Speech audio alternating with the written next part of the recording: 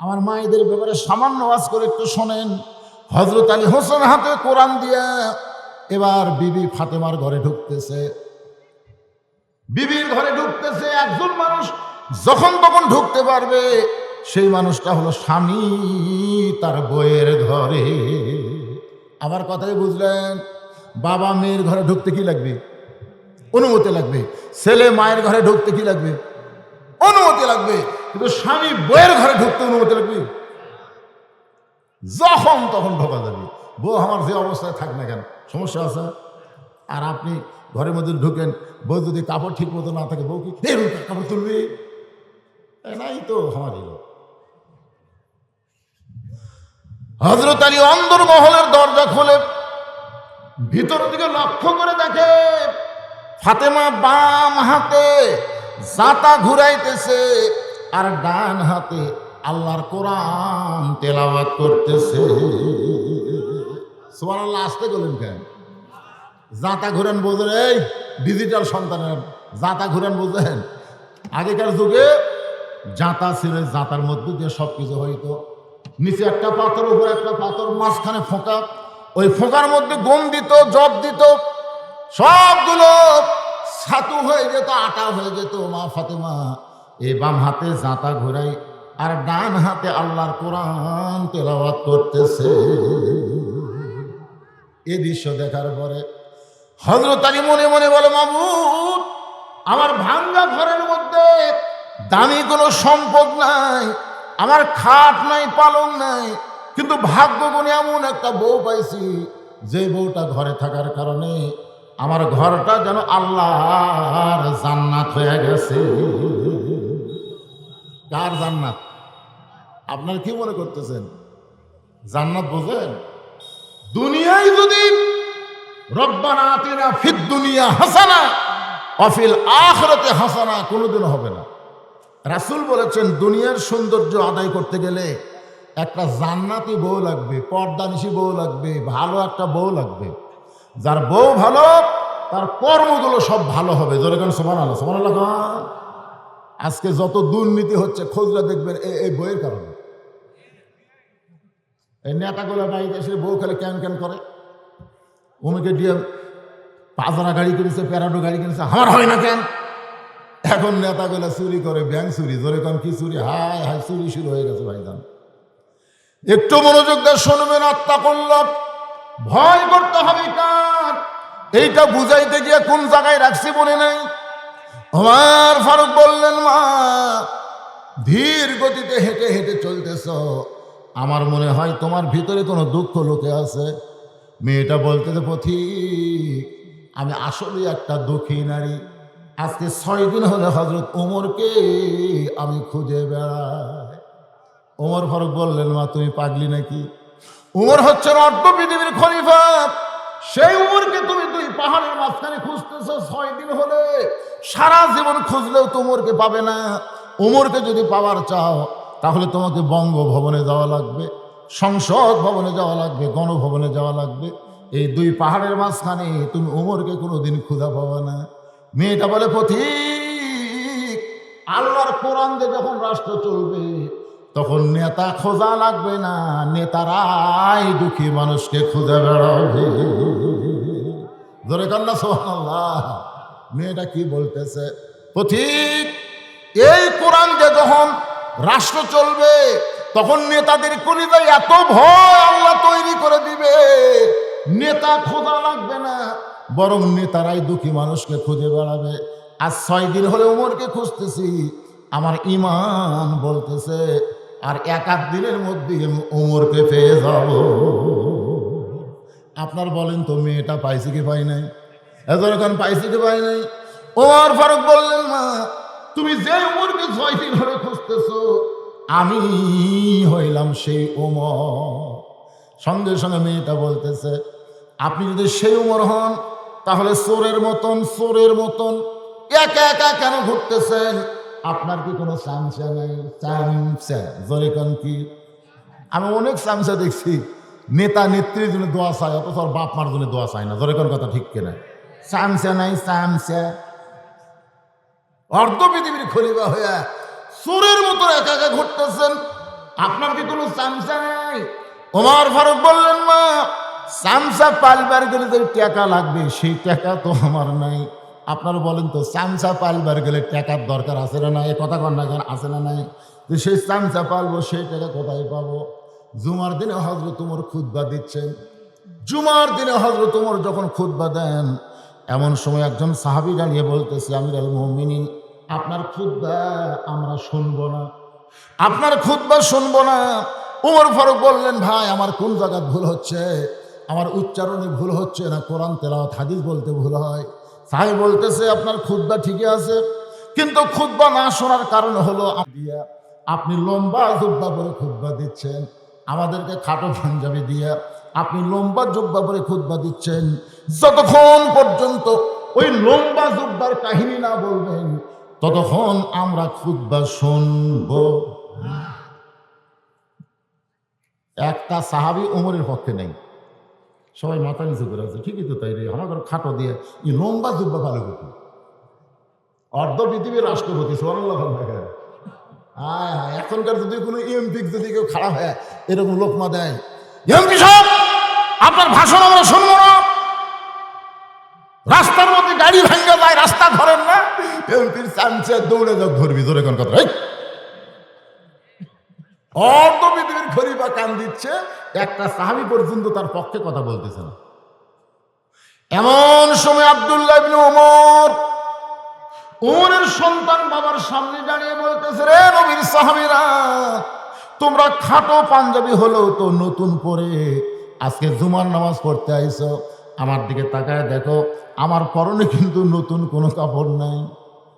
সমস্ত সাহাবী বলে, আব্দুল্লাহ আজকে জুমার দিন নতুন কাপড় না পরে তুমি পুরাতন কাপড় কেমনে পরলে? আব্দুল্লাহ বলতেছে, আমি তো নতুন কাপড় পরবার চাইছিলাম, কিন্তু ওই ব্যক্তির জন্য আমার হয় নাই। বাবার দিকে আঙ্গুল তুলে বলতেছে, এই ব্যক্তিটাই আমার সর্বনাশ করছে। সবাই যখন ঘুমায় গেছে, এমন সময় অর্ধ পৃথিবীর খলিফা আমার বাবা আমার দরজায় গিয়ে ডাকতেছে, আব্দুল্লাহ আব্দুল্লাহ। আমি দরজা খুলে দিলাম। দরজা খোলার পরে দেখি আমার বাবা একটা পাঞ্জাবি নিয়ে দাঁড়ায় আছে। আমি খুশি হয়ে বললাম, বাবা বাইতুল মাল থেকে একটা পাঞ্জাবি দিল, আপনি গভীর রাত্রে আর একটা দিবার আইছেন। ওমর ফারুক চোখের পানি নিয়ে বললেন, ইন্নাল্লাহা ইয়ামুরুকুম আন তুআদ্দুল আমানাতি ইলা আহলিহা ওয়া ইযা হাকামতুম বাইনান নাস আন তাহকুমু বিল আদল। জোরে কোন সুবহানাল্লাহ। এই আয়াত দিয়ে ওমর ফারুক কি বুঝালেন, আব্দুল্লাহ তুই কেমনে মনে করলি বাবা তোরে আর একটা পাঞ্জাবি দিবার আইছি? বলে, তাহলে সবাই ঘুমায় গেছে, আপনি কেন পাঞ্জাবি নিয়ে আমার দরজায়? ওমর ফারুক বলতেছেন, আব্দুল্লাহ রে, এই পাঞ্জাবিটা আমার ভাগে পড়েছে, এই খাটো পাঞ্জাবি পরে আগামীকাল জুমায় খুতবা কেমনে দেব? এই গভীর রাত্রে তোকে পাঞ্জাবি দেখায় তোর মনে যদি একটু দয়া হয়, তোর কাপড়টা আমাকে একটু দান করে দে বাজান।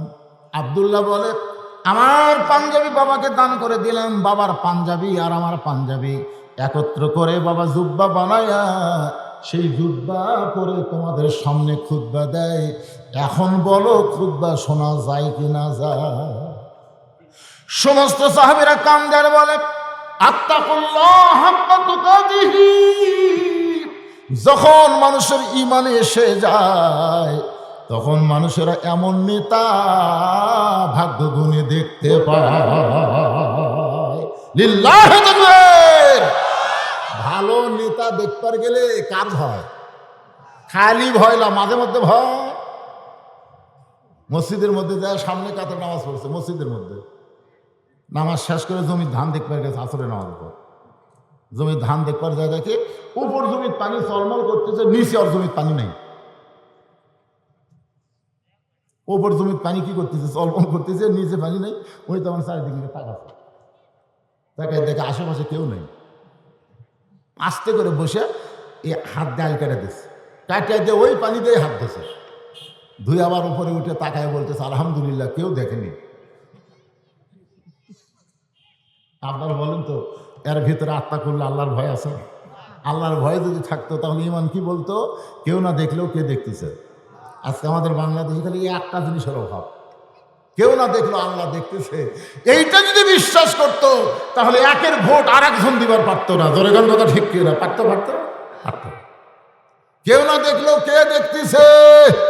এ কথা কন না রে, কথা কন না রে। এই কথা বন্ধ হওয়ার জন্য 80 টাকার চাউমিন 200 টাকার পেছে, তাহলে কথা কয় না। এখন একজন বলতে রাশিয়া ইউক্রেন যুদ্ধ লাগছে তো এই জন্য চাউমিন তেলের দাম বেশি, তাহলে গরুর গোস্তের দাম বাড়লো কেন? গরুর দাম তো বাড়েনি। আমি গত বছর গরু কিনেছি দামে, এ বছর একই দাম, তো গোস্ত 700 গেল কেন? চরম জুলুম চলতেছে, চরম জুলুম চলতেছে। তোর এখন ঠিক কিনা? তাহলে এই কথা না বলার কারণে, কথা বলবার গেলে আগে চারিদিকে তাকায়, দেওয়ালের কান আছে। যাই কবি দেওয়ালের কান আছে, ইমান গেছে।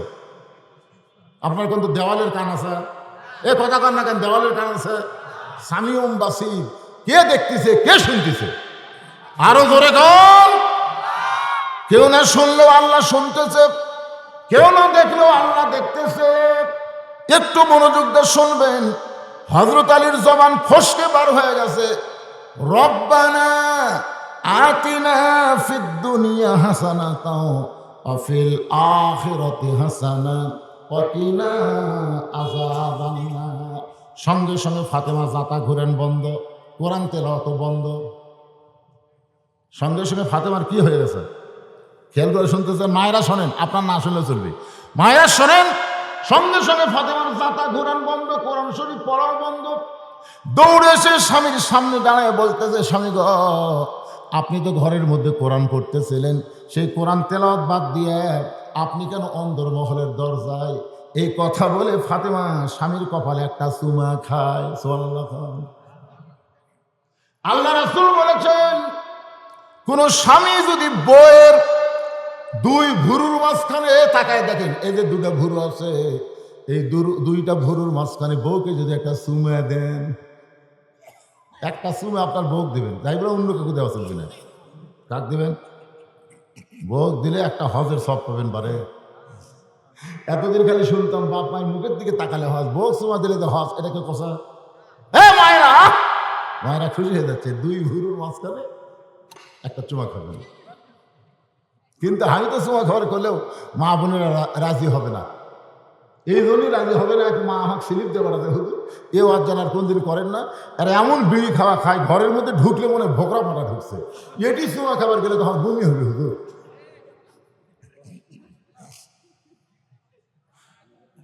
একটু মনোযোগ দিয়ে শুনবেন। হযরত আলী ডাকতে বলে, ফাতেমা তোমার হোসাইন। যেই বলছে তোমার হোসাইন, সঙ্গে সঙ্গে ফাতেমা চমকে উঠছে। আলী বলে, হোসাইনের নামটা শুনলে চমকে উঠলে কেন? ফাতেমা বলতেছে, আমার মনে হয় হোসাইন আপনার সঙ্গে কোনো বেয়াদবি করছে। আলী বলতেছেন, ফাতেমা তুমি হোসাইন শুনলেই চমকে ওঠো, হোসাইন বেয়াদবি করবে কেন?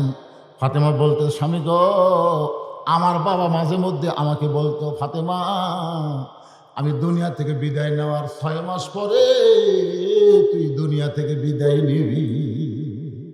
নবী বিদায় নেওয়ার কয় মাস পরে? এজর এখন কয় মাস পরে?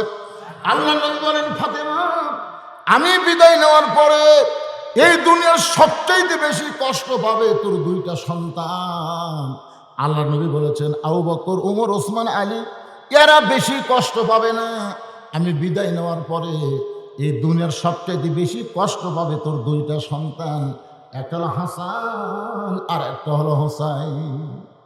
না না না না বলে গোটা মদিনায় এরা 2জন কান্নাকাটি করবে, এরা 2জন সবসময় কানবে, মা এই যে 6টা মাস তুই থাকবি দুনিয়ায়, আমার অবর্তমানে হাসান হোসেনকে একটু বেশি বেশি আদর করবি।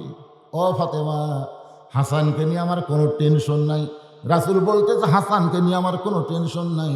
হাসান হলো অবিকল আমার মতো। সুবহানাল্লাহ। একে নবীর মতন সহজ সরল নরম। তার নাম কি? হাসান। ধরেন তার নাম কি?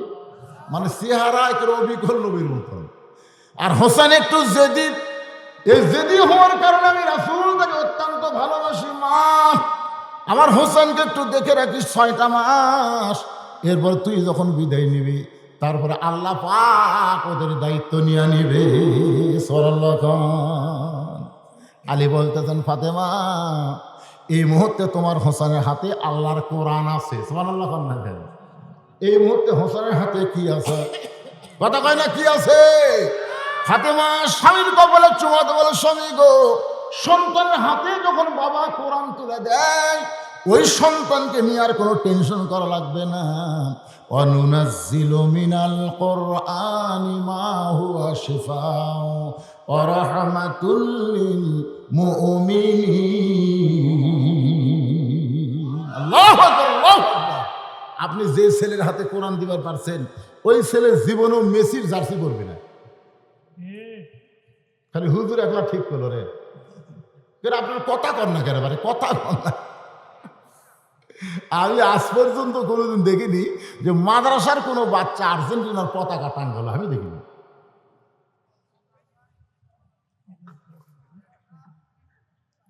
কি কয় রে, কি কয়? অনেক মাদ্রাসা তো টাঙ্গে থোসা। শোনেন, এই কোরআন শরীফ যারা হাত দিয়ে ধরে, ভাই এই হাত দিয়ে বিধর্মীর পতাকা এরা টাঙ্গাবে না, টাঙ্গাবে না। আপনি জানেন আর্জেন্টিনা ব্রাজিল কেমন দেশ? এই যুবকেরা যাদেরকে নিয়ে মাতামাতি করলা, মান তাশাব্বা বিকওমিন ফাহুয়া মিনহুম, রাসূল বলেছেন যে জাতিকে যে মহব্বত করবে ওই জাতির সঙ্গে তার কিয়ামত হবে। হাসর ময়দান আল্লাহ হাসান হোসেনকে দাঁড় করায় বলবে যে, হাসান হোসাইন, তোমরা দুইজন জান্নাতি যুবকদের সর্দার, তাদেরকে বাছাই করে নিয়ে যাও জান্নাতে। আর মেসি আর নেইমারকে বলবে, তোরা দুই শালা খ্রিস্টান, তোর কোক যারা ভালো বাচ্চা তোকে জান্নাত দিয়ে যাও। তখন কি হবে? বিরক্ত হয়েন না, একটু মনোযোগ দিয়ে কথাগুলো শোনেন। আত্তাকুল্লাহ হাক্কা তুকাতিহি, শেষ পর্যায়ে আল্লাহ বলেছেন, লা তামুতুন্না ইল্লা ওয়া আনতুম মুসলিমুন, মুসলমান না হয়ে তোমরা মরো না। এ কথা কে বলতেছে? তাহলে আমরা যারা জীবিত আছি, আমরা মুসলমান হয়ে মরার দরকার আছে না নাই? দরকার আছে না নাই? মুসলমান হয়ে যদি মরতে চাই তাহলে কি বলবো? আমার সঙ্গে একটু গুনগুন করে বলেন। এই ছেলেরা তোমরা সবাই একটু গুনগুন করে বলো, কিন্তু যেদিন ডাক পড়িবে, সবাই বলেন, কিন্তু যেদিন ডাক পড়িবে, কবর মাঝে যাইতে জোগাড় কিছু করছো বন্ধু, তার মাঝে বিছাইতে। সবাই বলেন, ডানে কবর বামে কবর, কি গুনাহ হবে? তো তাহলে বলেন না কেন? ডানে কবর বামে কবর, নিচে কবর আছে যে, ওপর দিকে চাইয়া দেখো বাঁশের ছাউনি দিছে কে। আল্লাহর বান্দারা মনটা নরম করে শোনেন। আলী বলতেছেন, ফাতেমা, দরজায় কতগুলো মেয়ে মানুষ দাঁড়িয়ে আছে, তারা একটু তোমার সঙ্গে দেখা করবার চাই। তুমি যদি অনুমতি দাও তাহলে মেয়েরা তোমার সঙ্গে দেখা করবে। ফাতেমা মুচকি মুচকি হাসে আর বলে, স্বামী, মেয়েরা আমার সঙ্গে দেখা করবে, আমার কোনো আপত্তি নাই, কিন্তু আপনাকে কষ্ট করে পর্দার ব্যবস্থা করা লাগবে। আলী মুচকি মুচকি হাসে আর কি কইলে, কি কইলে? মেয়েরা দেখা করবে তোমার সাথে, পর্দার ব্যবস্থা লাগবে। মেয়েরা মেয়েদের সঙ্গে দেখা করতে কোনো পর্দা লাগে না। ফাতেমা বলতেছে, আপনি জ্ঞানীর সম্রাট হবার পারেন, কিন্তু পর্দা বেশি আপনি কম জানেন। আল্লাহ যখন রাসূল যখন মদিনার রাষ্ট্রপতি ছিল, ওই সময় হযরত আলী ছিলেন শিক্ষামন্ত্রী। যেরকম সুবহানাল্লাহ। আবু বকর হলেন ধর্মমন্ত্রী, উমর ফারুক হলো আইনমন্ত্রী, আর ওসমান গনি হলেন অর্থমন্ত্রী। যেরকম কি মন্ত্রী? আর হযরত আলী তখন কি মন্ত্রী? জোরে কর না কেন? ওমর ফারুক জেরুজালেমে গেছিল, জানেন? রাখাল উটের পিঠে চড়ে বসে আছে, আর হযরত উমর রশি ধরে নিচে দাঁড়িয়ে আছে। জেরুজালেমের খ্রিস্টানরা তার হযরত উমরকে চিনে না। এরপর চকি আইনে উটের গায়ের সঙ্গে লাগায় বলতেছে, আমির আল মুমিনিন, এই চকির উপর পাওয়াতে একজন হামাগুড়ি দিয়ে হাত পিঠত পাওয়াতে নামেন। রাখাল খালি কান্দে। জেরুজালেমের লোকেরা বলতেছে, আমাদের আভ্যর্থনায় কি কোনো বেদবি হয়েছে, আপনি কান্দেন কেন? রাখাল বলতেছে, আমি কান্দি যে তোমরা হযরত উমরকে চিনো না, এই কারণে। আমাকে যে সম্মান দিচ্ছে, আমি হলাম রাখাল, আর রশি ধরে জমিনে যিনি দাঁড়ায় আছে ইনিই হলেন হযরত উমর। জেরুজালেমের খ্রিস্টানের এটা কেমনে হয়? এটা কেমনে হয়? অর্ধ পৃথিবীর রাষ্ট্রপতি জমিনে দাঁড়িয়ে রাখালকে উটের পিঠে কেমনে হয়? রাখাল বললেন, আত্তাকুল্লাহ হাক্কা তুকাতিহি, আল্লাহর ভয় যখন যথাযথ মানুষের অন্তরে থাকবে তখন এমনি সম্ভব হয়ে যায়। যেরকম সুবহানাল্লাহ। কেউ কিছু করবেন কি? জেরুজালেমের খ্রিস্টানরা বলতেছে ইসলাম যদি এত সুন্দর হয় তাহলে আমরা আর খ্রিস্টান থাকবো না, আমরা সবাই উমরের দলে ভর্তি হয়ে পড়লাম। লা ইলাহা ইল্লাল্লাহু মুহাম্মাদুর রাসূলুল্লাহ। হাজার হাজার খ্রিস্টান কি হলো? মুসলমান হয়ে গেছে। সুবহানাল্লাহ না গান। আর আজকে ফেসবুকে দেখলাম 20 গ্রামের একটা গোটা গ্রামের মুসলমান খ্রিস্টান হয়ে গেছে। আজকে খবর হলো 20 গ্রামের একটা গোটা গ্রামের লোকেরা ইমাম সহ মুয়াজ্জিন সহ সবাই খ্রিস্টান হয়ে গেছে। খুব ভালো সময় নাকি? কথা কন না কেন? আপনার ছেলেরাও তো হচ্ছে খ্রিস্টান। বাপ কয় কেড়ে 3টা পর্যন্ত হইচই করলো। আর সালাত খায়ের নাম শোনার পর ছেলে আমার কোথায় যাবে রে? ছেলেকার খুঁজে পাচ্ছে না, জানলা দিয়ে তাকায় দেখে কম্বলের তলে মাথাও নাই পাও নাই, মনে চাউলের বস্তা ঢাকা থাকে। বাপ কয় 3টা পর্যন্ত আর্জেন্টিনার খেলা দেখলি, আর এই নামাজের সময় কার মধ্যে ঢুকলি? আস্তে আস্তে দরজা খুলে বিলাই যেমন ইন্দুর ধরে যে কম্বল টান দিছে, যেই কম্বল টান দিছে তাকায় দেখে কম্বলের তলে ছেলের সাইজ আর সকালবেলা ছাইয়ের খেপে কুত্তার সাইজ একই সাইজ। আপনি কি মনে করতেছেন খ্রিস্টানদের খেলা 3টা পর্যন্ত দেখে মুসলমানের ফজরের নামাজ যারা পড়লো না, এরা হয়তো স্বঘোষিত খ্রিস্টান হয়নি, কিন্তু কাজে কর্মে খ্রিস্টান হয়ে গেছে। কথা বল না? জেরুজালেমের সমস্ত খ্রিস্টান যখন উমরের চরিত্র থেকে মুসলমান হয়ে গেল, এমন সময় একজন বেকা, সবাই তার সমান না, এখানে যত মানুষ আপনারা বসে আছেন সবাইকে এক, অনেকে কিন্তু বেকা আছে। বেকা বোঝেন? ওয়াজের আগেও যা, ওয়াজের পরেও তাই। ওয়াজের আগেও মাগরিব এসে পড়েনি, ওয়াজের পরেও ফজর পড়বি না, এরকম বেকা আছে না নাই? ওই বেকাটা চলে গেছে পাদ্রির কাছে। খ্রিস্টান ধর্ম যারা প্রচার করে তাদেরকে পাদ্রি বলা হয়। ওই পাদ্রির কাছে গিয়ে বলতেছে, হুজুর ঘরের মধ্যে জিকির মারতেছেন, আর মদিনা থেকে উমর এসে সব আপনার দলের লোককে তার ধরে নিয়ে গেছে। এবার পাদ্রি দৌড়ে গিয়ে বলে, উমর আমিও মুসলমান হব। উমর ফারুক বললেন, আপনি খ্রিস্টানদের হুজুর যদি মুসলমান হন তাহলে তার কোনো টেনশন নাই, মুসলমান হন, কলমা পড়েন। পাদ্রি বলতেছে, আমি মুসলমান হব যদি আমার 4টা প্রশ্নের উত্তর দিবার পারো। ধরে কোন কয়টা? প্রশ্নের উত্তর যদি দিবার পারো তাহলে আমি মুসলমান হব। ওমর ফারুক বললেন, কি আপনার প্রশ্ন?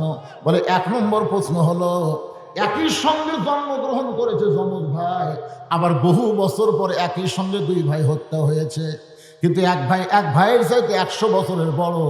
এই 2 ভাইয়ের নাম বলতে হবে। আপনারা বলেন তো প্রশ্ন কি সহজ না কঠিন? একই সঙ্গে জন্মগ্রহণ করছে যমজ ভাই, আবার বহু বছর পরে একই সঙ্গে 2 ভাইকে হত্যা করা হয়েছে, কিন্তু এক ভাইয়ের চাইতে 100 বছরের বড়। এই 2টা ভাইয়ের নাম বলা লাগবে। আমার 2 নম্বর প্রশ্ন হলো, ওমর পৃথিবীর কোন জায়গায় সূর্যের আলো একবার পড়েছে, কিয়ামত পর্যন্ত আর কোনোদিন পড়বে না? ওই জায়গাটার নাম বলতে হবে। পাদ্রী বলে, ওমর আমার 3 নম্বর প্রশ্ন হলো, কবরও জীবিত, লাশটা জীবিত, ওই কবরের লাশের নাম বলতে হবে। ওমর আমার 4 নম্বর প্রশ্ন হলো, পৃথিবীর এমন কোন কারাগার কয়েকদিন নিঃশ্বাস নেবার পারে না তারপরেও জীবিত থাকে, এই কারাগারের নাম বলতে হবে। ওমর ফারুক বলে, পাদ্রী রে, এমন প্রশ্ন আমি জীবনে শুনি নাই, উত্তর কেমনে দিব? এমন প্রশ্ন জীবনে শুনিনি, তাহলে উত্তর কেমনে দিব? পাদ্রী যখন মুসলমান হইল না, ওমর ফারুক জেরুজালেম থেকে ফিরে আসলেন মদিনায়। ওমর ফারুকের মনে আনন্দ, হাজার হাজার খ্রিস্টান মুসলমান হলো, কিন্তু পাদ্রী মুসলমান হলো না, মনটা ভার করে। এমন সময় হযরত আলীর সঙ্গে দেখা। আলী বলতেছেন, জেরুজালেমের খবর কি? বলে, খবর আলহামদুলিল্লাহ, কিন্তু পাদ্রী মুসলমান হয়নি। বলে, পাদ্রী কেন হলো না? বলে, আমার 4টা প্রশ্ন করেছিল, উত্তর দিবার পারেনি। কি প্রশ্ন করেছে? 1 নম্বর প্রশ্ন হলো, একই সঙ্গে 2 ভাই জন্মগ্রহণ করছে, বহু বছর পর একই সঙ্গে 2 ভাই মৃত্যুবরণ করেছে, এক ভাইয়ের সাথে 100 বছরের বড়। এই 2 ভাইয়ের নাম কি? আলী বলতেছেন, একটা হলো ওজাইর, আর একটা হলো আজিজ আলাইহিস সালাম।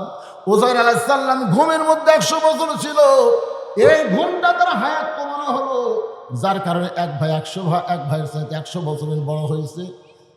ওমর ফারুক বলে, আলী রে, 2 নম্বর প্রশ্ন করলো, পৃথিবীর এমন কোন জায়গায় সূর্যের আলো একবার পড়ছে কিয়ামত পর্যন্ত আর পড়বে না? বলে, মুসা আলাইহিস সালাম যখন সাগর পাড়ি দিচ্ছেন ওই সময় আল্লাহ সাগরকে রাস্তা বানাই দিল। সাগর যখন রাস্তা হলো, সূর্যের আলো সাগরের তলায় পড়ে গেছে। ফেরাউন যখন নামছে দলবল নিয়ে, সাগর আগর মতন হয়ে গেল। ওই যে সাগর আগর মতো হয়ে গেছে, কিয়ামত পর্যন্ত আর সূর্যের আলো পড়বে না। ওমর বলে, আলী রে, কবরটাও জীবিত, লাশটাও জীবিত। লাশ এবং কবরের নাম কি? আলী বলতেছেন, লাশটা হলো ইউনূস আলাইহিস সালাম আর কবরটা হলো মাছ। এমন কোন কারাগার কয়দিন নিঃশ্বাস নেবার পারে না, জীবিত থাকে? আলী বলতেছেন, মায়ের উদরে সন্তান নিঃশ্বাস নেবার পারে না, এরপরও আমার আল্লাহ জীবিত রাখে। ওমর ফারুক বুকের মধ্যে, আলী রে, তুমি আসলেই জ্ঞানের রাজা, তুমি জ্ঞানের সম্রাট। হযরত আলী হচ্ছেন জ্ঞানের সম্রাট, যার কারণে ফাতেমা বলতেছে, স্বামী গো, আপনি বহু জ্ঞানের অধিকারী হতে পারেন, কিন্তু পর্দা বিষয়ে আপনি আমার চাইতে কম জানেন। আলী বলতেছেন, ঠিক আছে, তুমি পর্দা বিষয়ে আমার চাইতে কি বেশি জানো? আমি বসলাম, তুমি বলো। হযরত আলী ফাতেমার ওয়াজ শোনার জন্য বসেছে। ওয়াজ শুনবে পর্দা বিষয়ে, ফাতেমা কি বেশি জানে। আপনারা কি বসে থাকবেন না উঠবেন?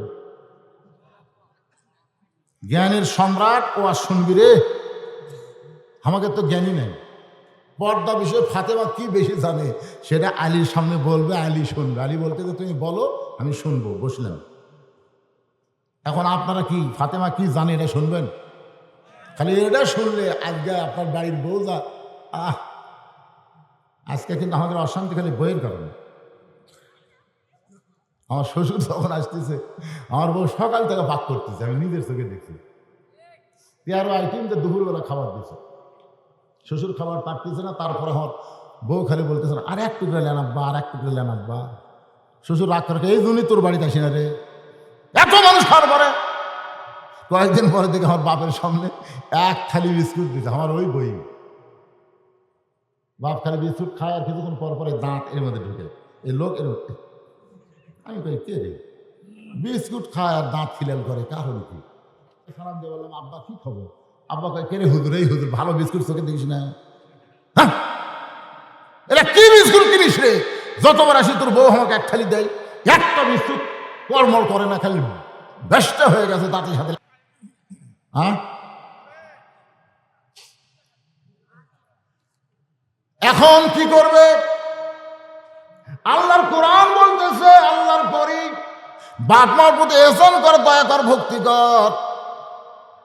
আমি চিন্তা করলাম কি করা যায়। আস্তে করে আমি ঘরের মধ্যে ঢুকলাম। ঘরের মধ্যে ঢুকে আমার বউ তো বেড়ে, এই বউকে ঘরের মধ্যে আনার তো একটা ব্যবস্থা করা লাগবে। উদউ ইলা সাবিলি রাব্বিকা বিল হিকমা, আমি হিকমত অবলম্বন করব। আব্বা কিন্তু বিস্কুট খাচ্ছে আর হাসতেছে। বউ আসা, কি হলো কুকি? আমি এরকম হাত দিয়ে ডাকলাম, দেখে ঘরের মধ্যে নিয়ে আস্তে করে সিটকি লেগে দিলাম। যেই সিটকি লেগে দিয়েছে আব্বা বুঝবার পারছে।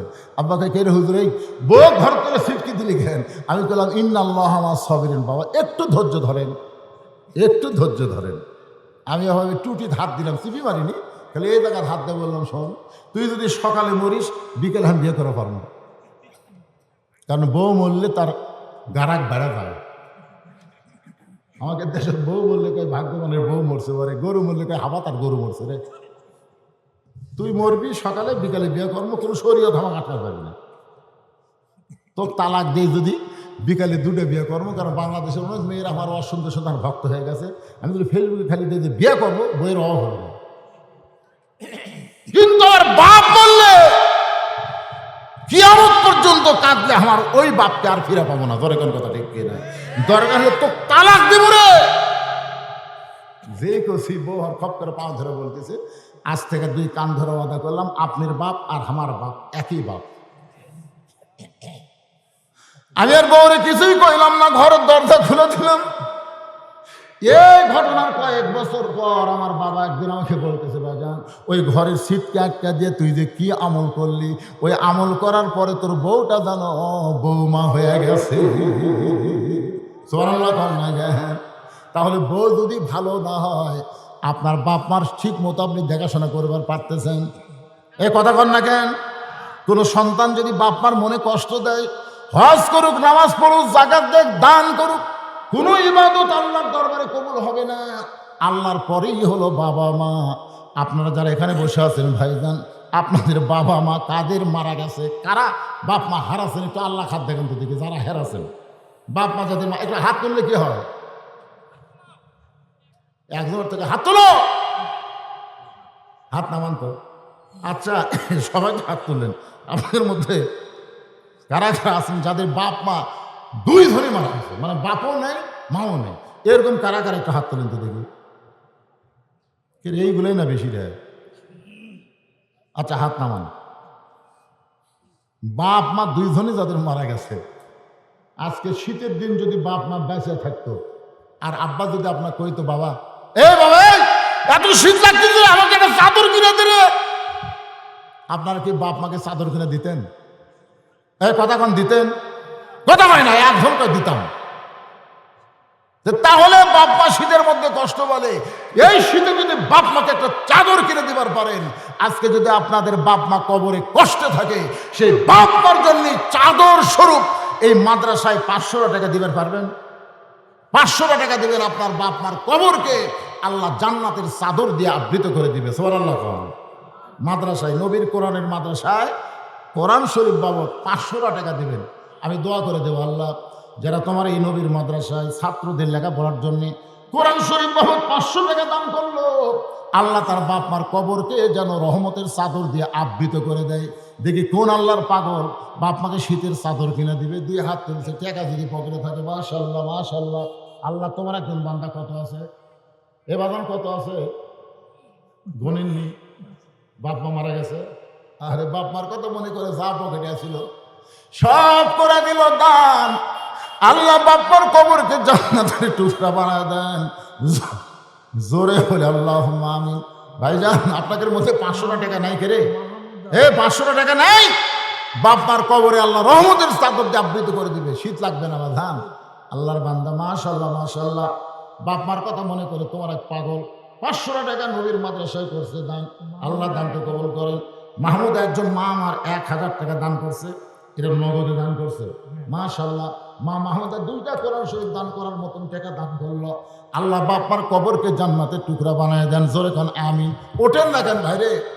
শোনেন, আপনি দিচ্ছেন না, আপনি মরে যান, আপনার ছেলেও দিবে না। কি নাম? আমজাদ হোসেন। কোরআন শরীফ বাবদ আল্লাহ নবীর এই মাদ্রাসায় বাপ মার রুহের মাগফিরাতে 500 টাকা দান করেছে। আল্লাহ দানকে কবুল করেন। আল্লাহ নেক নিয়ত নেক আশা করাত। আল্লাহুম্মা আমিন। কবুল করো, কবুল করো মোদের কামনা। দানের কথা শুনলে ওটা হয় না, বুঝেন না? দান হচ্ছে আখেরাতের প্রতি ইমান বাড়ায় দেয়। আখেরাতের প্রতি এই দানটা ইমান বাড়ায় দেয়। আমাকে তো প্রিন্সিপাল সাহেব যে সময় করেছিল, তখন যদি আদায় শুরু করতাম, তাহলে এই ওয়াজটা তো আপনার শুনবার পাতেন না। হায় হায় রে, টেকা সালে মারি দৌড়বে না দেন। বসে থাকেন ভাই, আলী বসে আছে, ফাতেমার কাছ থেকে শুনবি রে, আলী বসে আছে রে।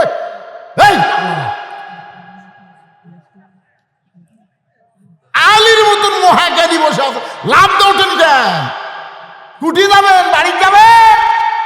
বাড়ির যাওয়ার আগে হয়তো হাসপাতালে যাওয়া লাগতে পারে। জোরে জোরে কথা ঠিক না?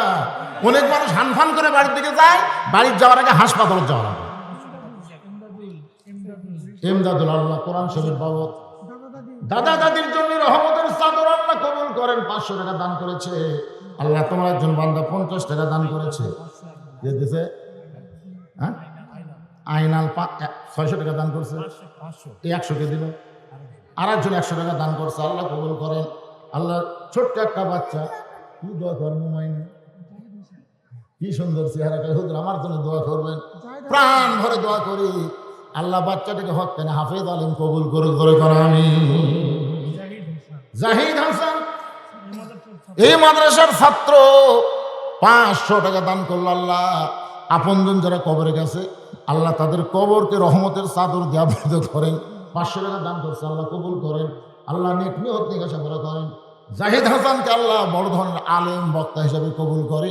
জোরে বলেন আল্লাহুম্মা আমিন। ভাইজান, এতগুলো মানুষ রে কাফনের কিন্তু পকেট নাই, কাফনের পকেট নেই। কিন্তু যেদিন ডাক পড়িবে কবর মাঝে যাইতে, জোগাড় কিছু করছো বন্ধু তার মাঝে বিছাইতে। অনেকে ভাবতেছে হুজুর আমার কাছে 500 টাকা নাই, আমি কি 500 কম দিয়ে পারবো না? দেখ ভাই 100 টাকা দিয়ে গেল, দেন 100 দেন, 200 দেন, যাই যা পারেন আল্লাহর রাস্তায় দান করেন। বাপ মার কবরের জন্য, বাপ মার কবরকে আল্লাহ 100 টাকা করে টাকাও কি আপনি দিয়ে পারবেন না বাপ মার জন্য? বাপ মা তাদের কবরের কাছে হাত তুললেন, আমি তাদের কাছে বলতেছি মরে দেখেন ভাই, কবরে আপনার আপন জন বলতে কেউ নাই। আজকে যেটা দান করবেন এইটা আপনার বাপ মার জন্য বিশাল উপকার হবে। আল্লাহ একজন দান করেছে, আল্লাহ 200 টাকা, আল্লাহ দানকে কবুল করেন। আল্লাহুম্মা আমিন। লিল্লাহি তাকবীর। এই মাদ্রাসার সমস্ত শিক্ষক মন্ডলী মিলে 25,000 টাকা দান করেছে। সবাই বল মারহাবা। আল্লাহ এই দানকে আল্লাহ আপনি কবুল করেন। আল্লাহুম্মা আমিন।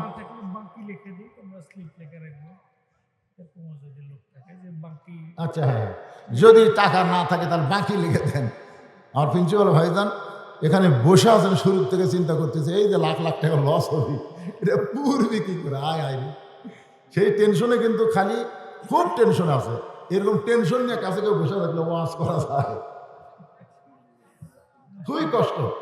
ভাইজান আপনাদের মধ্যে যদি লগত না পারেন, বাকি এখন ধান দেন না কেন? ধান হলে ধান দেবেন। ধান লাগাচ্ছেন না আপনারা? ধান লাগাচ্ছেন না? কাল বৈশাখী ঝড়ে কিন্তু ধান পড়ে যাবি রে। আর সদকা তুই তারুদ্দুল বালা, দান সদকা করলে আল্লাহ বালা মুসিবত দূর করে দেয়। অনেক ছেলেরা আছে সমানে খালি ইন্টারনেট কেনে, সমানে ইন্টারনেট কেনে, কেন জান্নাতে ইন্টারনেট কেনা যায় না? 100 টাকা করে দান করো, আল্লাহ তোমার যুবকের চরিত্রকে ভালো করে দেবে। এই দানের কারণে মন মানসিকতা আল্লাহ আখিরাতের দিকে করে দিবে, দুনিয়ার মন মানসিকতা কমে যাবে। নিচে মায়ায় বন্দি থাইকা করলাম কত খেলা, পশ্চিমে তাকিয়া দেখো তোমার জীবনের 2 ভাগ আছে বেলা। আল্লাহ তোমার একজন বান্দা নাম হলো আফরুজা বান্দি, উজ্জ্বল শিক্ষক। আফরুজা কে হয়? 40 কেজি মেয়ে মানুষ ধান আবাদ করে, তাই আফরুজার নামে 40 কেজি ধান করছে দান। আল্লাহ দানকে কবুল করেন। আল্লাহ নেক নিয়ত নিয়ে আসা পড়া আল্লাহুম্মা আমিন। আমিনো আমিনো আল্লাহ। এরকম ধান একটু লিখে দেন ভাই, দেখলে দেন দেন, আল্লাহর রাস্তায় দেন ভাই, দেন, সবাই দেন, মহব্বত করে দেন, পরকালের কথা চিন্তা করে দেন, কবরের কথা চিন্তা করে দেন। আপনজন যারা কবরে গেছে তাদের রুহের মাগফিরাত আল্লাহর রাস্তায় দান করেন। একটু জিকির করেন লা ইলাহা ইল্লাল্লাহ, লা ইলাহা, লা ইলাহা ইল্লাল্লাহ মুহাম্মাদুর রাসূলুল্লাহ সাল্লাল্লাহু আলাইহি সাল্লাম। আল্লাহ বলতেছেন হাক্কা তুকাতিহি, যথাযথ ভয় করতে হবে। ওয়ালা তামুতুন্না, মৃত্যুবরণ করো না, ইল্লা ওয়া আনতুম মুসলিমুন। আমাদের সকলের সামনে মৃত্যু আছে না নাই? যারা কোন আছে না নাই? এই মৃত্যুটা মুসলমান হয়ে আমাদেরকে মরতে হবে। মুসলমান হয়ে মরতে গেলে এমদাদুল সক্কালি কাপুর আদামন ধান দান করছে, আল্লাহ কবুল করে। এগুলো স্লিপ বলা যায়, অনেকগুলো স্লিপ তো ছুঁয়ে দেবে। পিচ্ছি ছেলে টাকা নিয়ে আসছে দান করে, মাশাআল্লাহ, পিচ্ছি বাচ্চা। কি নাম? আরে নাতি দাদার কথা মনে করে দান করে, আর বেটা বাপের কথা মনে করে না। আল্লাহ 100 টাকা দান করছে, তার দাদার কবর আল্লাহ জান্নাতের টুকরা বানায় দেন। আল্লাহুম্মা আমিন। আলী বলতেছেন ফাতেমা, পর্দা বিষয়ে আমার চাইতে বেশি জ্ঞান আছে, তাহলে তুমি বলো, আমি শুনতে চাই। এবার ফাতেমা বলে, স্বামী গো, দরজায় যে কয়টা মেয়ে দাঁড়ায় আছে, ভাইজান আপনার যে কয়জন বসে আছেন একটু শোনেন ভাইরে, দরজায় যে কয়টা মেয়ে দাঁড়ায় আছে আপনি কি তাদের চিনেন? মারাত্মক কথা কিন্তু। ফাতেমা হতারি কি বলতেছে, যে কয়টা মেয়ে দরজায় দাঁড়িয়ে আছে আমার সঙ্গে দেখা করবার চায়, আপনি কি তাদের চিনেন? আপনারা বলেন তো, কথার মধ্যে গুরুত্ব আছে না নাই? আমি একদিন আমার বইয়ের সামনে বলতেছি গল্পে গল্পে, আমার চাওয়াতো ভাইয়ের বউটা খুবই সুন্দর। আমি হঠাৎ বলছি, মুখ ফসকা বার হয়ে গেছে, যে আমার চাওয়াতো ভাইয়ের বউটা খুবই সুন্দর। সঙ্গে সঙ্গে আমার বউ আমার কাছ থেকে সরে যায়, বলতেছে আপনি কবে থেকে লুচ্চা হলেন? আমি বললাম লুচ্চা কি? তাহলে আপনি একজন হুজুর মানুষ, আপনার ছোট ভাই চাওয়াতো ভাই বউ সুন্দর, এটা আপনি দেখলেন কেমনে? আমি সেদিন কান ধরে তওবা করছি, দুনিয়ার কোনো মেয়ে সুন্দর আমার বউয়ের সামনে আর আমি কোনোদিন কমো না ভাই। তলি লুচ্চা গাল খাওয়া লাগে, লুচ্ছে। দেখ বলেন কি হবে? গোলাম মোস্তফা 100 টাকা দাম করছে, আল্লাহ কবুল করেন।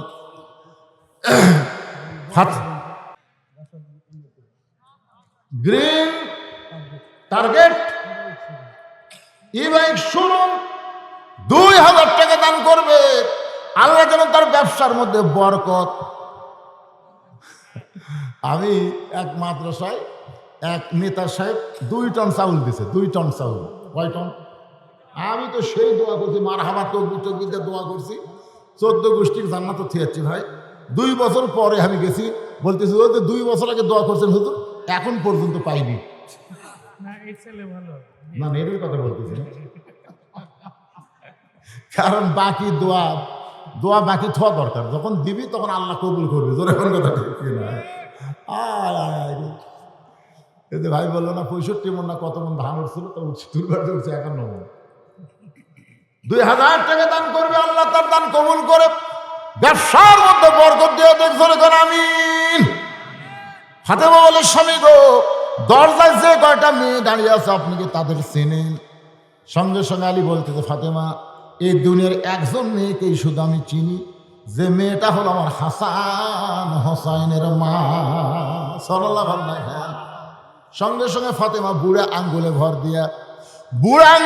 দিয়া স্বামীর কপালে একটা চুমা খায়।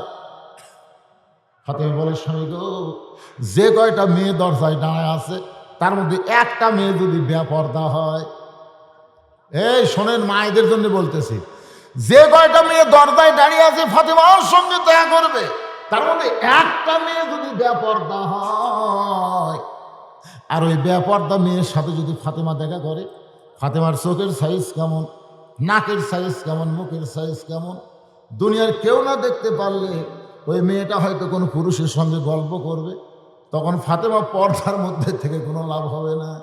কারণ ফাতেমা কেমন পর্দানিশী। গভীর রাত্রে হযরত আলী ফাতেমাকে দাফন করার পরে আল্লাহর কাছে যখন বলতেছেন, আল্লাহ ফাতেমার প্রতি তুমি রাজি হয়ে যাও, এই দোয়াটা শেষ করার সাথে সাথেই দেখে সামনে কয়েকটা পুরাতন কবর দেখা যায়। এইমাত্র ফাতেমাকে কবর দিল, সেই নতুন কবর আর নাই। কোথায় রে ফাতেমার কবর, কোথায় গেল ফাতেমার কবর? গোটা জান্নাতুল বাকি খুঁজতেছে, আমার ফাতেমার নতুন কবর কোন জায়গায়?